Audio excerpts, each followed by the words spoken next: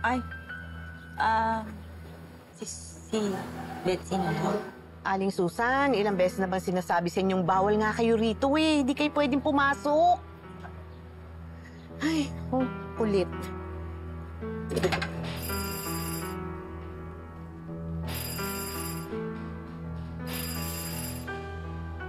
Len!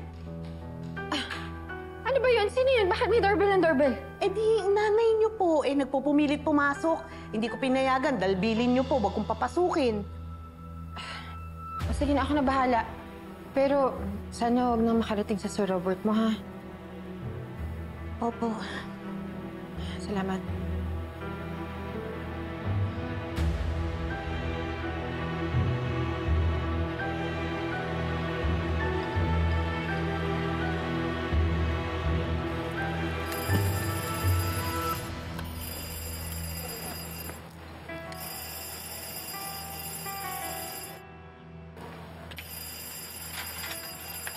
Nay!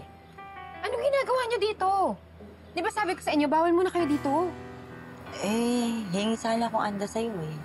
Gusto ko kasi pumunta dun sa sosyalang party. Marami kasing mga DOM na mayayaman dun. Malay mo, makabingwit ako ng malaking isda. Di na ako asa sa'yo. Magkano ba kailangan ninyo? 150 kyaw. Pero kung wala kang pera, 100 pwede na. Nay, wala akong ganun kalaking pera. Bingi ka na lang kay Robert. Ayoko. Baka mamaya sabihin ni Robert, hinuhututan ka na naman siya. Ba't hindi ka na lang magtrabaho dun sa parlor ni Em at Alice? Talaga ba, Betsy? Pahihirapan mo pa ako? Damot mo naman. Wala kang kwentang anak. Alam mo, may karma yan.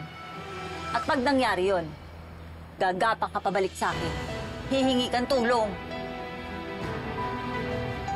Wisit na to.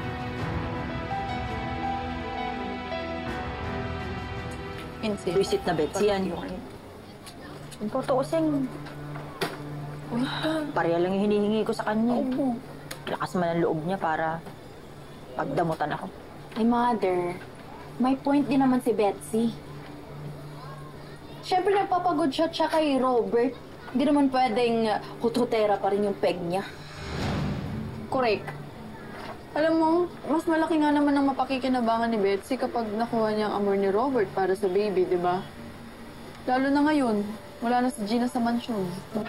Sumama na daw kay Gerald. Doble kara kayo, no? Kung tutuusin kayo nga nagsabi sa akin na humingi ako ng pera kay Betsy. Mas kung ayaw niya akong tulungan, ako na lang ang gagawa ng paraan. Ano na namang binabalak mo? Tingin na ganyan, alam na namin yan. Di porket napaalis na nila ako sa mansyon. Madidispatcha na nila ako basta-basta. Di ako papayag na si Betsy lang magpapakasasa sa pera ni Robert. Buti, alam ko naman.